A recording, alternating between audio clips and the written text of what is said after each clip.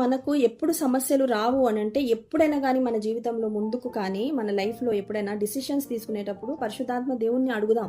అడిగి ప్రభా మరి ఇలా నాకు తలంపు కలిగింది, ఇలా చేయాలనుకుంటున్నాను, ఇలా మరి నాకు ఈ ఈ యొక్క విషయంలో నేను ఇలాంటి నిర్ణయం తీసుకోవాలనుకుంటున్నాను అని పరిశుద్ధాత్మని అడిగినప్పుడు పరిశుద్ధాత్ముడు మరి ఆ విషయంలో చెయ్యమని పరిశుద్ధాత్ముని ద్వారా నీకు వచ్చిందనుకోండి, అప్పుడు చేయండి. ఒకవేళ పరిశుద్ధాత్ముడు మీలో ఉన్న పరిశుద్ధాత్ముడు దాన్ని అంగీకరించకపోతే, దేవుడు నీకు దాని విషయమై పీస్ ఇవ్వకపోతే, ఏ విషయమైతే నువ్వు చేయాలనుకుంటున్నావో ఆ విషయంలో దేవుడి నుంచి సమాధానకరమైన సమాధానం రాకపోతే దాన్ని చేయొద్దు, మనం చేయకూడదు కూడా. ఎందుకంటే దేవుడు వాక్యం ద్వారా పరిశుద్ధాత్మ ద్వారా నీకు బయలుపరుస్తాడు, అప్పుడు దానిని మనం చేయాలి.